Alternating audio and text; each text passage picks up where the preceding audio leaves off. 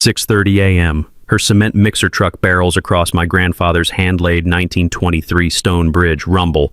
15 tons of wet concrete crash into Willow Creek. A century of family history shattered in seconds.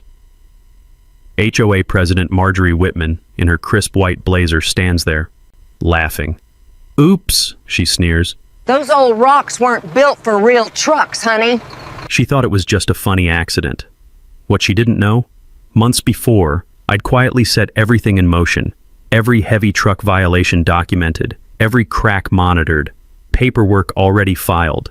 That bridge wasn't just family legacy. It was the only legal access to her entire gated community. When her own truck finally broke it, the consequences hit hard. I didn't just watch my legacy get destroyed. I turned her arrogance into the perfect trap. And she walked right into it. Want to see how it all unraveled for her? Watch till the end. What's the wildest thing an entitled neighbor ever did to you? Spill in the comments. I read everyone. Let me take you back 3 months to show you exactly how I set this trap. Picture this. Roman Kellerman, that's me. 52, retired civil engineer who swapped blueprints for hand tools. Inherited 12 acres of Pennsylvania paradise from my grandfather, including the crown jewel, a fieldstone bridge spanning Willow Creek that he built in 1923 with nothing but determination and a slide rule. Every morning at 6 a.m., I'd stand on that bridge with my coffee. You could feel the ancient stones under your fingers, still cool and smooth from the night dew. The creek gurgled underneath like a contented cat, while red-winged blackbirds chattered in the cattails. The smell? Pure morning air mixed with sawdust drifting from my workshop, grandfather's converted barn where I crafted custom furniture with his century-old hand tools. My grandfather spent 7 years building this bridge, 7 years selecting each stone, mixing lime mortar by hand, engineering every load calculation with nothing but slide rules and determination. 15-ton maximum capacity, designed for 1920s farm equipment, not modern cement monsters. His original blueprints, soft as tissue paper and smelling faintly of machine oil, still lived in my workshop alongside his perfectly maintained chisels and planes. Here's the critical detail. That bridge was my only vehicle access to County Road 47. Everything else around my property? Protected wetlands and swamp. You want to reach my land, you cross my bridge. No exceptions. Then Hurricane Marjorie made landfall. Marjorie Whitman, 58, blonde bob sharp enough to slice bread, BMW with Whitman Realty vanity plates that screamed entitlement. She'd moved to Millbrook Heights 3 years earlier and immediately launched her campaign to become HOA president on a platform of property value enhancement. Her first gift to me? A certified violation notice declaring my grandfather's barn workshop an unsightly structure requiring immediate community-approved beige paint to maintain neighborhood aesthetic standards. I politely refused, explaining the historical significance and family heritage. Big mistake. She showed up at my door the next morning, designer blazer crisp despite the humidity, smile colder than December. "Roman, some people just don't understand modern property values. Maybe you'd be happier somewhere more rustic." The way she said rustic made it sound like a communicable disease. Here's the community dynamics. Millbrook Heights consisted of 47 homes built around my grandfathered property like an expensive noose. Most residents were retirees who appreciated my custom furniture and respected the quiet dignity of preserving family heritage. But Marjorie controlled the 5-member HOA board through a combination of real estate connections, legal intimidation, and carefully applied social pressure. 3 neighbors had already been forced to sell after receiving daily violation notices for infractions like mailbox heights and lawn care schedules. Agnes Bellamy, the retired librarian next door, whispered warnings about Marjorie's tactics. Young couple Tyler and Beth Rodriguez expressed private sympathy but feared public retaliation. Marjorie's real target became clear when she started showing investors around my property without permission, describing her Phase 2 development vision. Luxury condos where my workshop stood. Executive homes where grandfather's apple orchard bloomed. All she needed was to convince one stubborn engineer that resistance was futile. Enter Derek Whitman, her nephew and owner of Pinnacle Construction.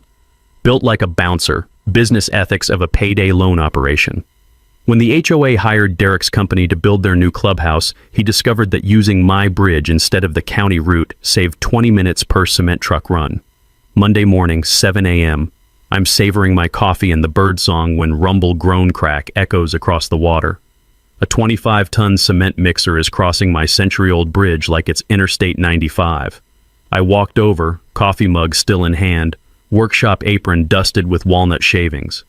"Excuse me, this is private property with posted weight limits." Derek barely glanced up from his clipboard. "Marjorie cleared it. Got a problem? Take it up with her." Right there, watching my grandfather's carefully mortared stonework crack under that spinning concrete drum, I realized what was really happening. This wasn't about construction convenience. This was systematic warfare designed to destroy my property value and break my spirit until I sold out. But here's what the Whitmans didn't know about retired civil engineers. We document everything, calculate failure points, and plan for every contingency. The trap was already being set. That first truck crossing was just the appetizer. Within a week, Derek had turned my grandfather's bridge into his personal construction highway. Every morning at 7 a.m. sharp, rumble, groan, crack, cement mixers started their parade across century-old stones that were never meant to handle modern industrial traffic. I called Marjorie directly, professional courtesy, engineer to, well, whatever she was. "Marjorie, your nephew's trucks are damaging my bridge. This needs to stop." Her laugh could have frosted windows. "Oh, Roman, don't be so dramatic. It's just a bridge. Derek needs efficient access for the community clubhouse. You know, the one that'll benefit everyone, even you." "It's private property with posted weight limits." "Weight limits," she said it like I'd mentioned my collection of unicorn tears. "Honey, this is about community progress. Don't be selfish." Selfish. That word would come back to destroy her. Within 2 weeks, Derek's operation escalated to military precision. 4 cement mixers per day, sometimes 6. Each truck weighed 25 tons when loaded, nearly double my bridge's safe capacity. The sound alone was like living inside a rock tumbler. The acrid smell of diesel exhaust started choking my morning coffee routine, and loose mortar began falling into Willow Creek like concrete snow. My workshop, where I crafted $3,000 dining tables for discerning clients, turned into a vibration chamber. Hand tools rattled off their pegs with each truck passage. The constant rumbling made my coffee mug dance across the workbench. Delicate furniture joints I'd spent weeks perfecting would crack from the relentless shaking. One morning, I watched a cherry bookcase I'd been working on for 3 months literally shake itself apart. 3 months of careful joinery reduced to expensive kindling because Derek couldn't be bothered to use the county route. That's when my engineering background kicked in. See, when someone's systematically destroying your property, documentation isn't just smart, it's legal ammunition. I'd learned this lesson years ago working insurance cases where proper documentation meant the difference between settlement and bankruptcy. I installed security cameras focused on the bridge approach and started a photo log of increasing damage. Every crack, every loose stone, every instance of posted weight limits being ignored. My grandfather always said, "Measure twice, cut once."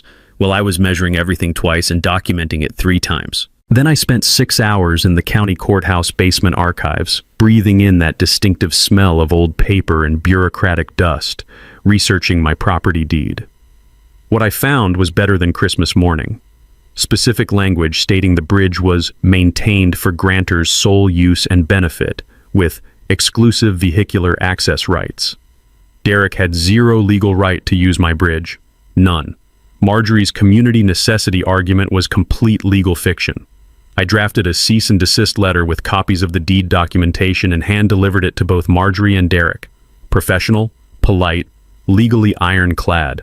Derek's response? He crumpled it up and tossed it in his truck's overflowing trash bin without even reading it. Marjorie's response came through the neighborhood Facebook group. "Some residents are prioritizing personal convenience over community progress. We hope cooler heads will prevail for everyone's benefit." Personal convenience. Like protecting my grandfather's 7-year labor of love was some kind of selfish whim, the community started fracturing. Agnes Bellamy knocked on my door with homemade cookies and quiet support. "I remember when your grandfather built that bridge, Roman. Took him years of evenings and weekends. This isn't right." Tyler and Beth Rodriguez, the young couple with twin toddlers, sent apologetic text messages. They sympathized but feared HOA retaliation, violation notices for playground equipment, or unauthorized garden gnomes. 3 other neighbors did the same, private support, public silence. Meanwhile, Marjorie's real estate investor friends posted passive-aggressive comments online about obstructionist property owners and blocking community improvement. The bridge was literally cracking under pressure. Hairline fractures appeared in the foundation stones like spider webs. The center span developed a slight but measurable sag that made my stomach clench every time I measured it. Each morning brought new damage, new proof of systematic destruction. But here's what really opened my eyes. I started actually weighing Derek's trucks using portable scales I borrowed from a contractor friend. Posted limit, 15 tons. Derek's cement mixers, when fully loaded, 35 to 40 tons. We're talking 250% capacity overload. Like asking a dining room chair to support a refrigerator. This wasn't just trespassing anymore. This was systematic destruction of historical infrastructure, and Derek knew exactly what he was doing. Dr. Patricia Wong, a structural engineer specializing in historical preservation, confirmed my worst fears. Mr. Kellerman, this bridge is perfectly sound for its intended 15-ton capacity, but current loading patterns will cause catastrophic structural failure within 6 to 8 weeks. Catastrophic failure. I filed that phrase away for future use. Derek started getting creative with his destruction. Late-night truck runs to avoid daytime traffic. Crews began accidentally clipping my mailbox, garden fence, and decorative stone markers. Each incident looked like careless maneuvering, but the pattern was clear, escalating property damage designed to break my spirit. One morning, I found fresh tire marks gouged across my front lawn, where a cement mixer had taken a muddy shortcut to the bridge approach. But every violation, every accident, every act of deliberate disrespect just added another documented line item to my growing legal case file. Because here's what Derek and Aunt Marjorie didn't understand about engineers. We don't just get mad. We get systematically, methodically, devastatingly even. Marjorie decided to fight fire with a nuclear weapon. Instead of backing down after my cease and desist letter, she went straight to the county with a complaint that would make Machiavelli proud. If she couldn't legally justify using my bridge, she'd make the bridge itself the problem. Tuesday morning, 8 a.m. sharp. I'm in my workshop, hand sanding a walnut dining table, when 3 county vehicles pull into my driveway. The sweet smell of wood shavings mixed with sawdust suddenly turned bitter as Marjorie's white BMW followed behind like a predator escorting its prey to slaughter. Code enforcement, building inspector, and Marjorie, wearing that smile that could freeze hellfire. Inspector Tom Bradley introduced himself with the enthusiasm of a funeral director. Mr. Kellerman, we've received reports about potential structural hazards on your property. Structural hazards. On the bridge that Derek's cement mixers had been systematically demolishing for 6 weeks. The irony was so thick I could taste it. Bradley walked around my bridge, clipboard in hand, occasionally photographing cracks that hadn't existed 2 months ago. Every few minutes he'd glance back at Marjorie, who stood beside her BMW radiating satisfaction like heat from a furnace. Well, Mr. Kellerman, Bradley announced after his theatrical 10-minute inspection, this structure does show concerning deterioration. We'll need a certified structural assessment before determining if public safety is compromised. Public safety. On my private bridge connecting to my private property.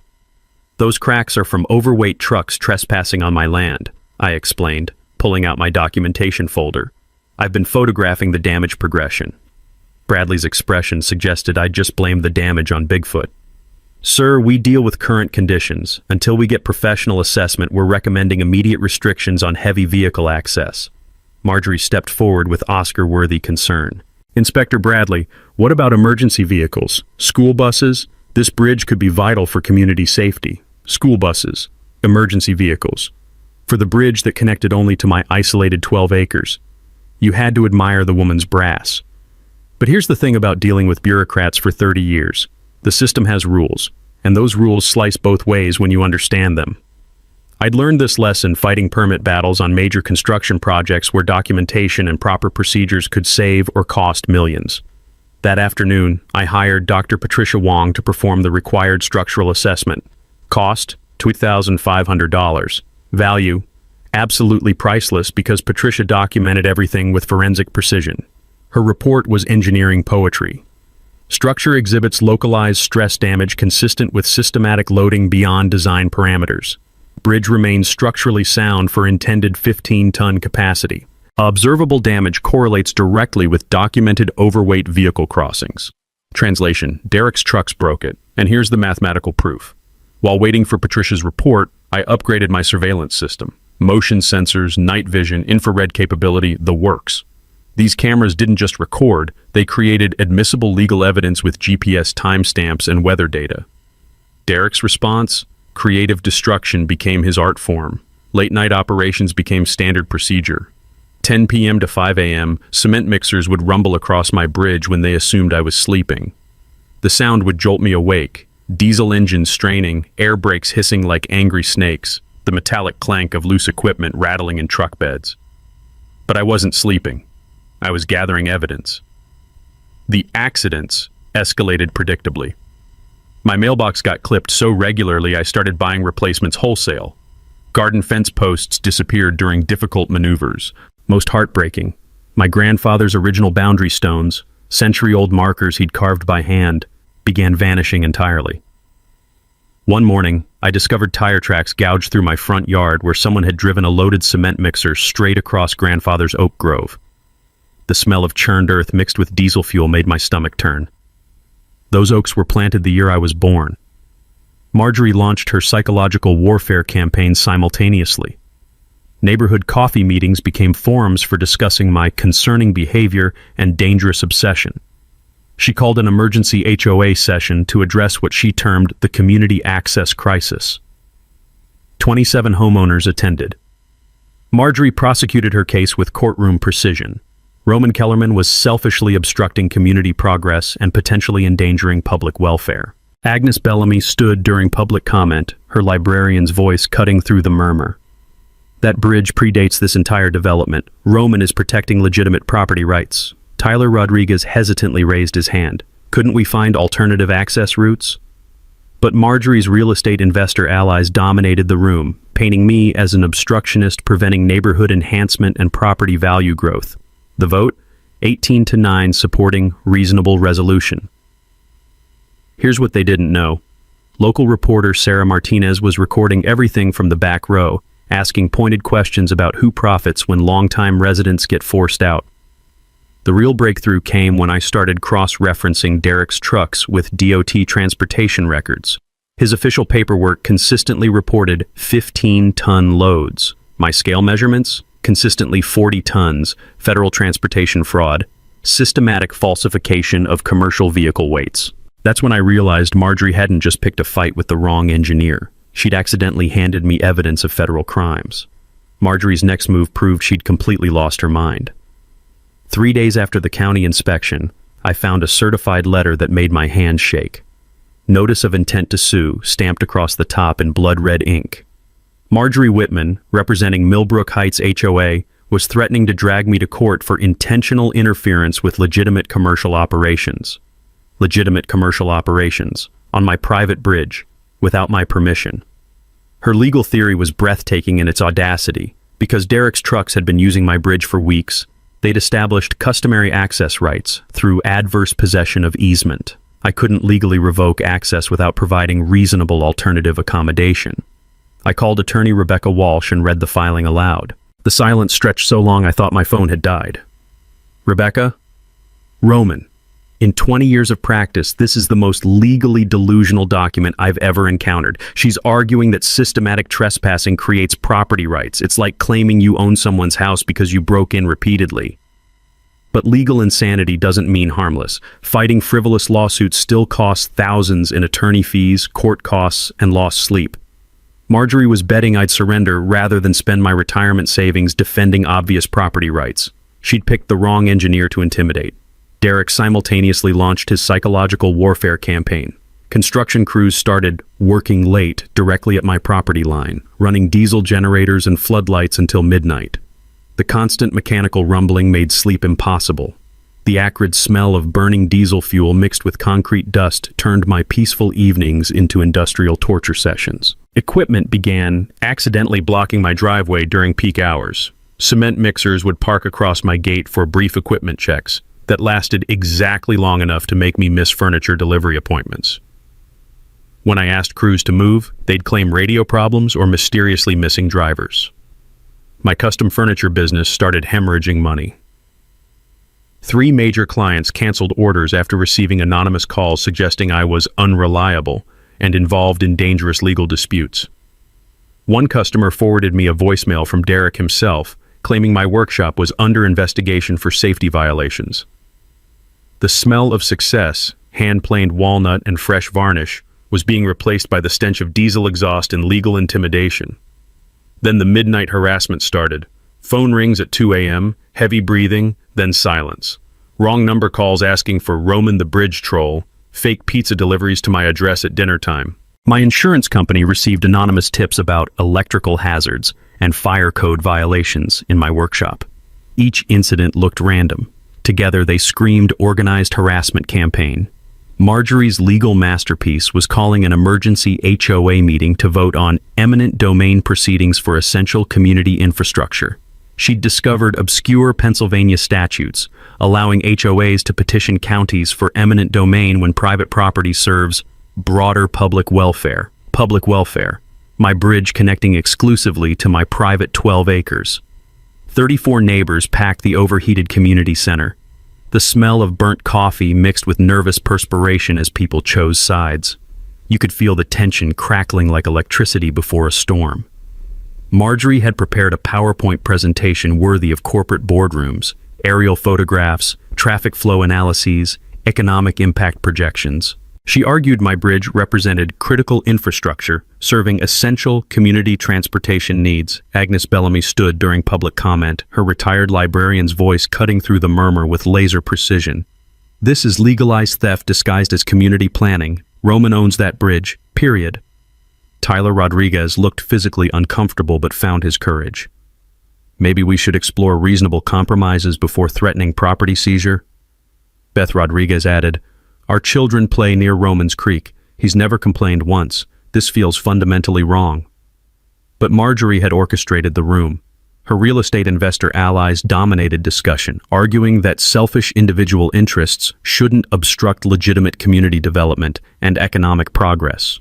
During the coffee break, I overheard two of her supporters discussing Phase 2 development deadlines. The missing puzzle piece suddenly clicked into place. Marjorie needed guaranteed bridge access within 90 days to satisfy investor contracts for her luxury expansion project. This wasn't about community convenience. This was about her potential $340,000 real estate commission on a $2.3 million development scheme. The vote was closer than she'd anticipated, 19 to 15, authorizing legal consultation regarding eminent domain feasibility. After the meeting, Agnes Bellamy approached me in the parking lot, glancing nervously around. Roman, more people support you than you realize. They're terrified of HOA retaliation. Marjorie's been threatening violation notices for anyone who defends you publicly. That night, reviewing security footage by lamplight, I discovered something that made my heart race. Derek's trucks weren't just systematically overloaded, they were systematically uninsured. License plate cross-checks revealed half his cement mixers weren't properly registered for commercial operation. No commercial insurance coverage, no proper DOT permits, no mandatory safety inspections. Marjorie thought she was crushing me into submission. What she'd actually done was document federal transportation crimes that could destroy Derek's business entirely and expose her to criminal conspiracy charges. The trap was almost ready to spring. The game-changing discovery happened at 2:47 a.m. on a Thursday, in a courthouse basement that smelled like forgotten dreams and bureaucratic dust. I couldn't sleep. Again. Derek's late-night cement mixers had turned my bedroom into a seismograph, recording every bone-rattling rumble across Willow Creek.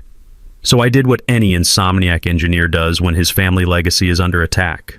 I went hunting for ammunition in century-old paperwork, county courthouse archives, dust thick enough to taste, fluorescent lights flickering like dying stars, towers of moldering records from when Pennsylvania was still figuring out what civilization looked like. I was searching for anything to strengthen my property rights case. What I found instead was a nuclear weapon disguised as a 1923 county filing. Buried in a stack of yellowed ordinances, paper soft as butterfly wings. Private bridge construction permit for Kellerman property, Willow Creek Crossing, with permanent utility easement provisions and infrastructure corridor designation. Utility easement provisions. My hands started trembling as I read the technical specifications scrawled in grandfather's careful engineering script. He hadn't just built a bridge, he'd constructed a utility lifeline. The stone foundation included hollow channels specifically engineered for electrical conduits, water lines, and future municipal infrastructure needs. Every single utility serving Millbrook Heights ran through my bridge foundation. I sat in that tomb of paperwork surrounded by decades of bureaucratic archaeology and started laughing. Not joy, the hysterical laughter that comes when you realize your enemies have been playing checkers while you've unknowingly been controlling the entire chessboard. If my bridge collapsed completely, 47 homes would lose electricity, water, and internet simultaneously. Emergency utility rerouting would require environmental impact studies, creek diversion permits, historical preservation approvals, and months of regulatory nightmares. Conservative cost estimate from county infrastructure reports, $400,000 minimum, assuming perfect weather and no legal challenges. But the revelation got more beautiful. Racing home through pre-dawn darkness, I spent the remaining night cross-referencing property deeds, utility maps, and development permits. Marjorie's Phase 2 expansion required upgrading utility capacity through existing infrastructure corridors, my infrastructure corridors. Without guaranteed access to expand utilities through my bridge foundation, her entire $2.3 million development scheme became physically impossible. Not expensive, not difficult, impossible. Morning sunlight streaming through my workshop windows illuminated the exquisite irony. While Marjorie had been threatening to steal my bridge, she'd been unknowingly dependent on it for her complete financial survival. Then I discovered her investor fraud. Marjorie's development presentations, public record through county planning, promised investors guaranteed utility expansion capacity and existing infrastructure access as primary selling points for Phase 2. She'd been raising investment capital based on infrastructure she didn't own, couldn't legally access, and had been systematically destroying for 3 months. Securities fraud, asset misrepresentation, conspiracy to defraud investors. I reviewed Derek's latest security footage with fresh understanding. Those hairline foundation cracks weren't just property damage anymore. They were stress fractures in utility conduits, keeping an entire neighborhood operational. My engineering calculations showed complete structural failure within 2 weeks if current loading continued. When that happened, the legal tsunami would be magnificent. Emergency repair costs, utility liability claims, investor fraud investigations, federal transportation violations, and environmental damage suits. Every cement mixer crossing was digging Marjorie's financial grave deeper while building my criminal case stronger. The beautiful symmetry finally made sense. Grandfather hadn't just been building transportation infrastructure in 1923, he'd been creating generational leverage that would protect family property rights against exactly this kind of corporate bullying. His engineering was decades ahead of its time, anticipating utility needs that modern developers had completely overlooked. While Marjorie played short-term real estate games, Grandfather had been thinking century-long strategic defense. I contacted the Historical Society that afternoon to expedite heritage protection status, adding another layer of regulatory complexity to any repair attempts. The trap was loaded and aimed.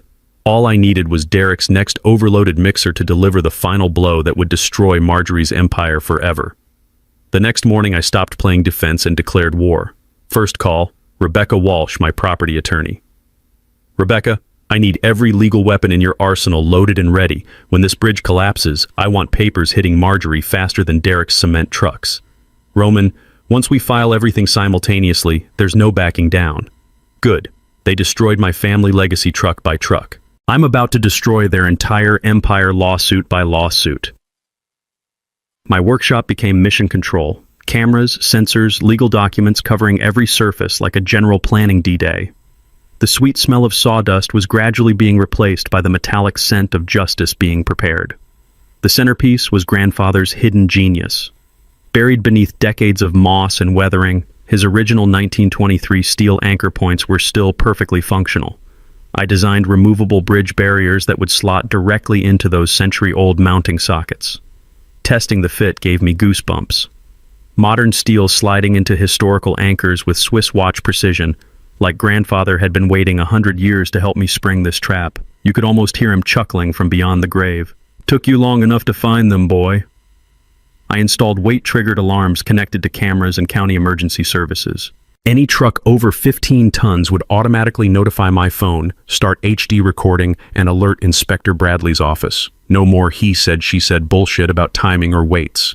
Sarah Martinez, the newspaper reporter, was building her own ammunition stockpile. I'd given her 3 months of documentation, and she'd uncovered the bigger scandal: systematic harassment of longtime property owners by development-focused HOA boards throughout central Pennsylvania. "Roman, you're victim number 5 this year," Sarah explained over coffee in my workshop.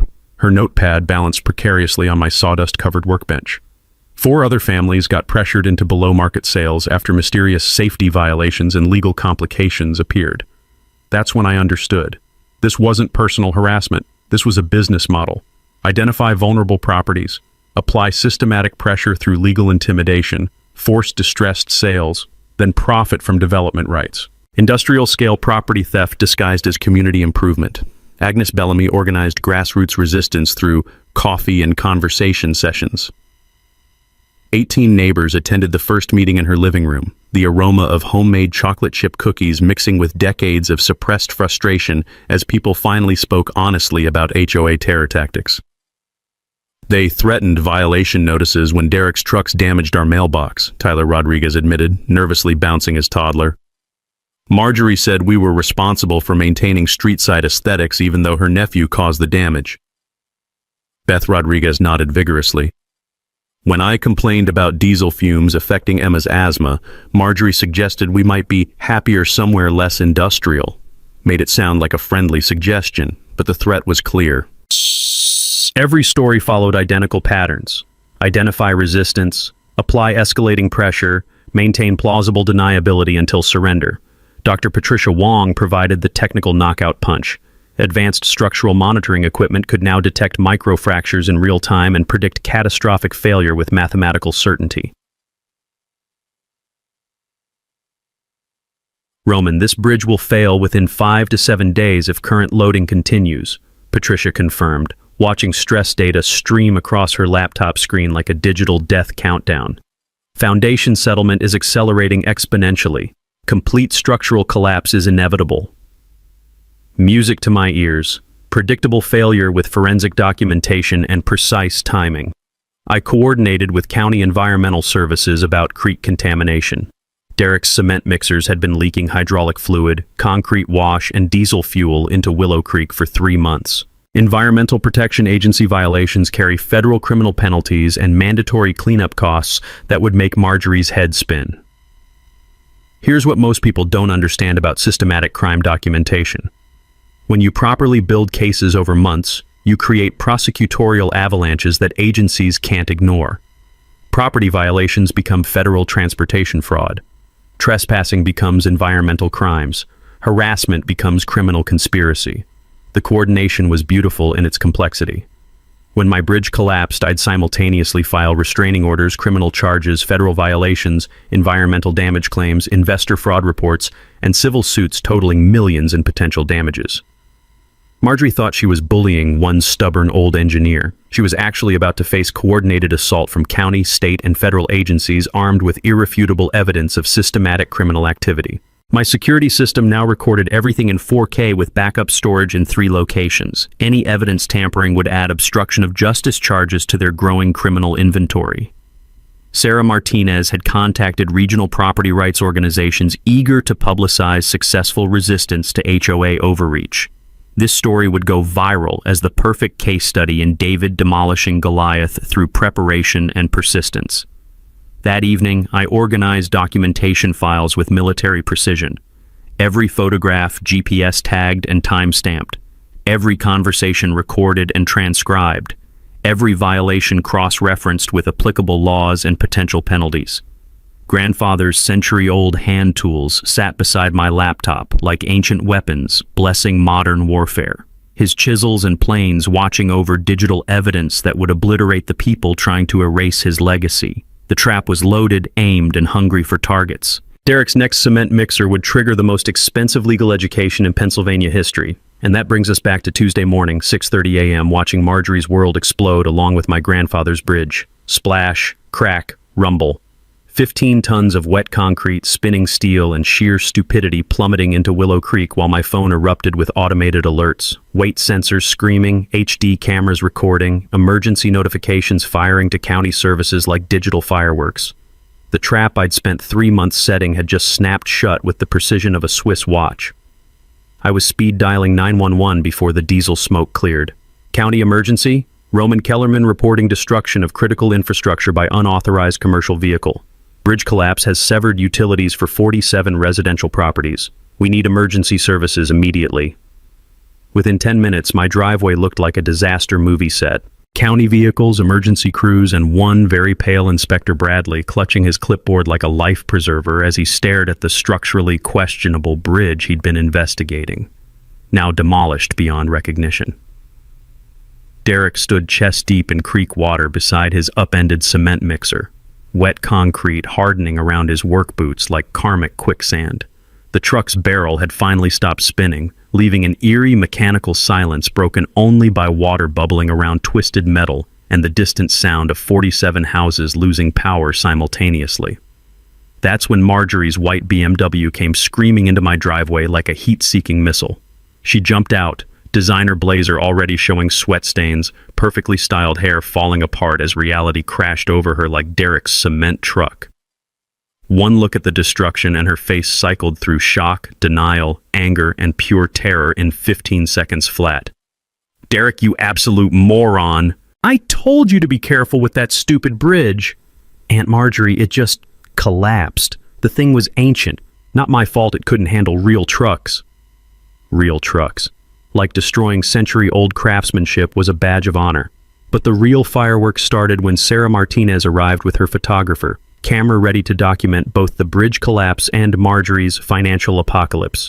"Mrs. Whitman, how do you respond to accusations that your nephew's systematic trespassing has now left 47 families without basic utilities?" Marjorie's media training evaporated under pressure like morning dew. This was clearly an accident. Roman should have maintained his infrastructure better. Will obviously contribute to reasonable repairs. Contribute to repairs. After 3 months of systematic demolition, I stepped forward with my documentation bomb. 3 months of evidence in a waterproof case that had been waiting for this exact moment like a patient predator. "Inspector Bradley, here's comprehensive documentation of systematic overloading beyond safe capacity. Derek's trucks averaged 38 tons when this bridge was rated for 15 maximum. Bradley's hands shook as he flipped through time-stamped photographs showing progressive destruction, weight sensor data, and professional structural analysis. The smell of his nervous sweat mixed with diesel fumes and wet concrete. "Mr. Kellerman, this is the most thorough property damage case I've ever encountered. Gets better. Environmental services will want the creek contamination evidence, and federal DOT investigators will love Derek's falsified transportation weight reports." Derek's face went ghost white. "What falsified reports?" "The ones claiming 15-ton loads while hauling 40-ton cement mixers across private property for 12 weeks. Federal transportation fraud, Derek. That's federal prison time." Marjorie attempted desperate damage control. "Now, Roman, surely we can discuss reasonable compensation between neighbors." Neighbors. After threatening lawsuits, eminent domain, and systematic harassment. The knockout punch arrived when County Commissioner Patricia Haynes pulled up with the emergency utilities team. She surveyed the severed infrastructure conduits in my destroyed bridge foundation, and her expression shifted from professional concern to absolute horror. "Mrs. Whitman, do you understand that emergency utility rerouting will require environmental impact studies, historical preservation reviews, creek diversion permits, and approximately 18 months of regulatory approvals?" Marjorie's voice cracked like thin ice. 18 months? Minimum. Emergency temporary service alone will cost roughly $400,000, assuming no legal challenges or environmental complications. I watched Marjorie's brain calculate the math of her own destruction. $400,000 for emergency utilities, 18 months of regulatory hell. Her Phase 2 development contracts required completion within 90 days. Her entire multi-million-dollar empire had just drowned in Willow Creek, along with Derek's cement mixer. The crowd of neighbors had swollen to 40+, drawn by emergency vehicles and the intoxicating aroma of justice being served. Agnes Bellamy stood front and center, arms crossed, watching karma deliver its final invoice with compound interest.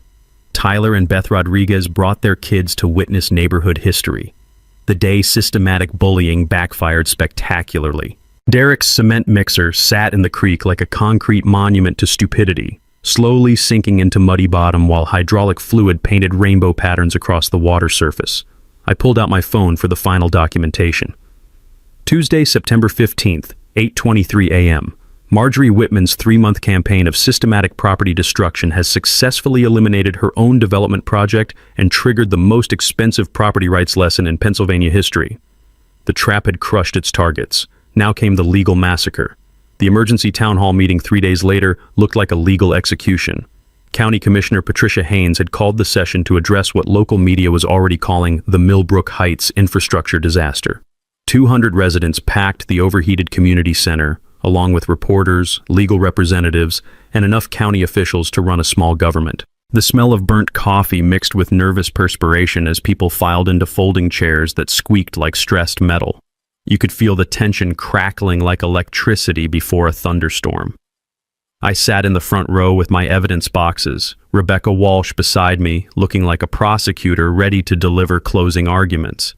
Across the aisle, Marjorie huddled with 3 expensive lawyers who kept whispering urgently and checking their phones.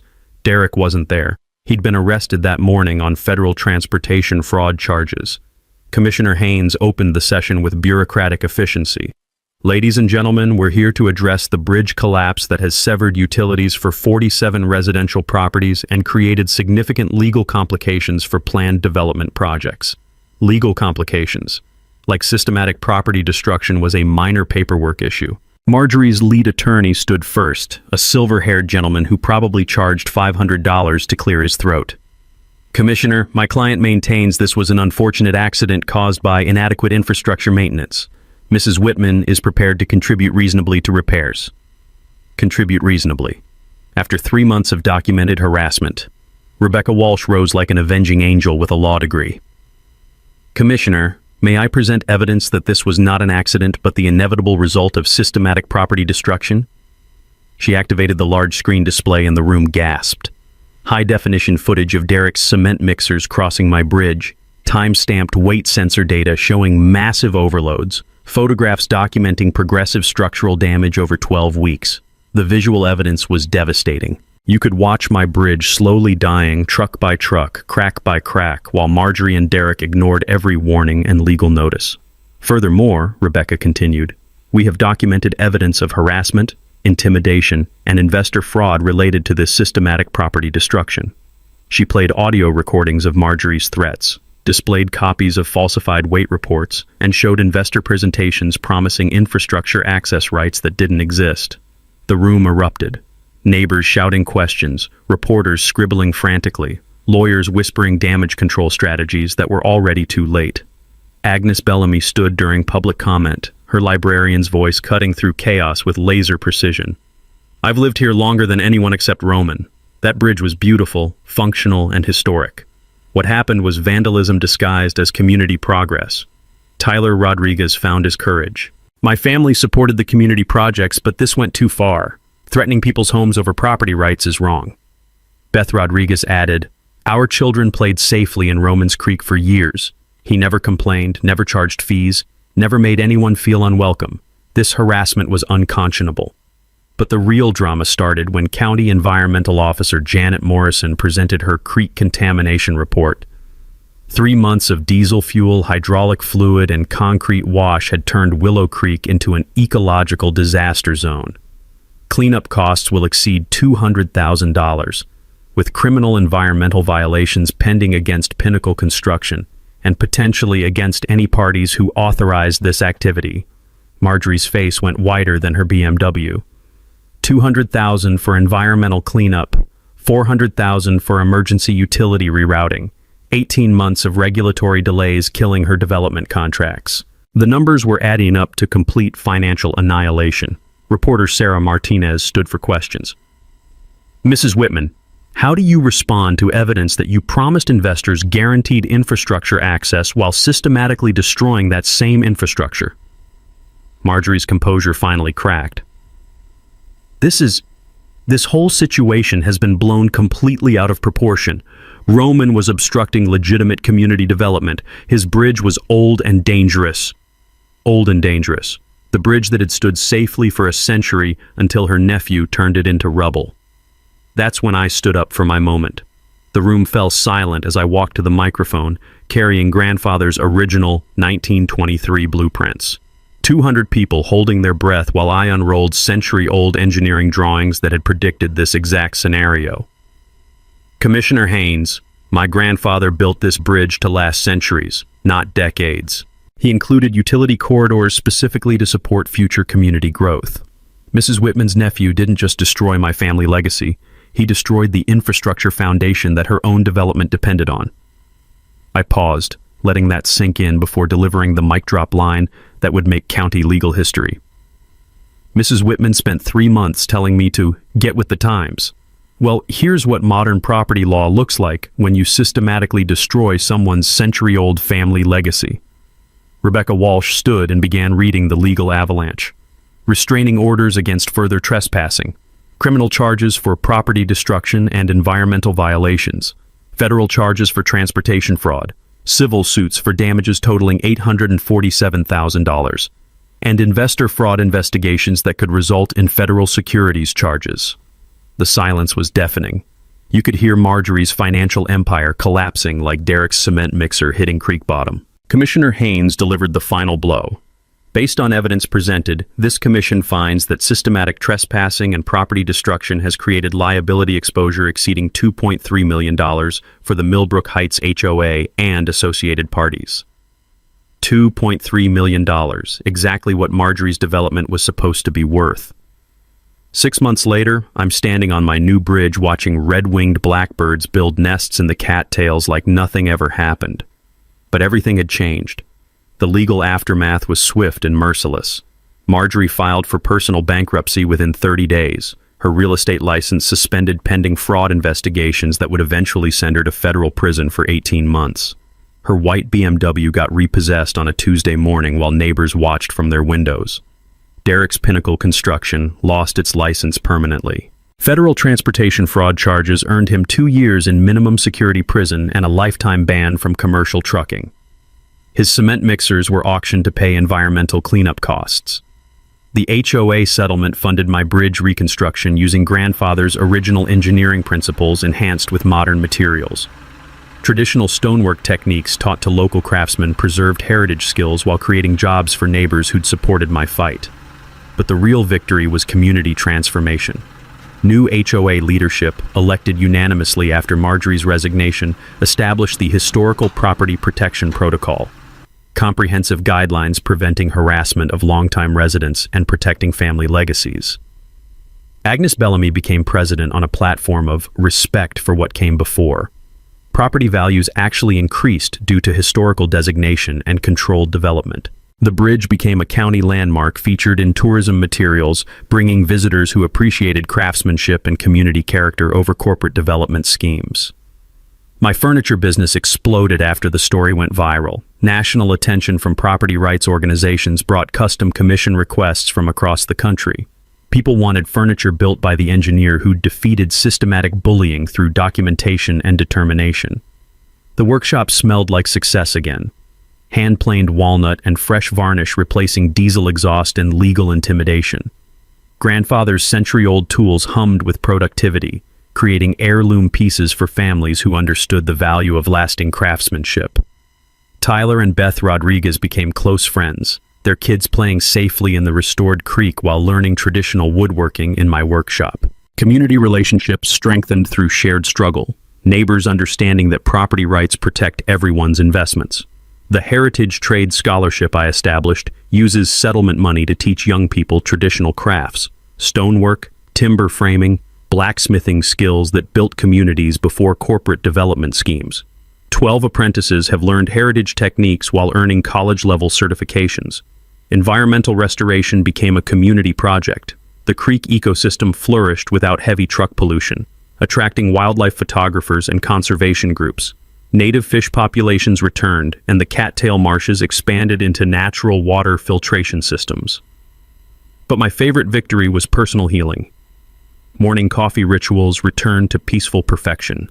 Dawn mist rising off clean creek water, blackbirds chattering in healthy cattails, the satisfying sound of hand tools shaping honest wood in grandfather's restored workshop.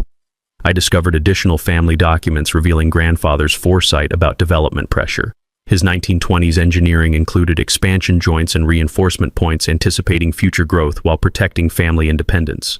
He'd been thinking generational strategy when most people planned year to year. The bridge carries more than vehicles now. It symbolizes successful resistance to corporate bullying and the power of preparation over intimidation. Tour groups visit monthly, learning how one engineer's documentation defeated systematic property theft. Property rights advocacy organizations adopted my case as a model for fighting HOA overreach. The Kellerman Documentation Protocol teaches property owners how to build legal cases through systematic evidence gathering before problems become crises. Sarah Martinez won a state journalism award for investigating development pressure on rural property owners. Her series exposed similar harassment campaigns throughout Pennsylvania, leading to legislative protections for historical properties and longtime residents.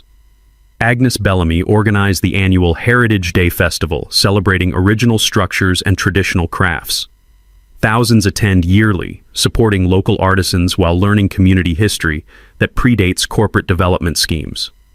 The festival's motto, carved in granite beside my restored bridge: "Some things are worth preserving." But the deepest satisfaction comes from knowing grandfather's legacy is secure for future generations. His engineering genius protected family land for a century and will continue protecting it for centuries more. Every morning I run my fingers across stones he selected, mortar he mixed, joints he calculated with slide rules and determination. The bridge connects past and future, tradition and progress, individual rights and community benefit. Derek's cement mixer still sits in the creek, slowly rusting into abstract sculpture that reminds visitors what happens when corporate arrogance meets historical engineering. Kids use it as a playground while learning the difference between building something lasting and destroying what others built. The trap worked perfectly. Systematic harassment became systematic evidence. Property destruction became property protection. Corporate bullying became community bonding.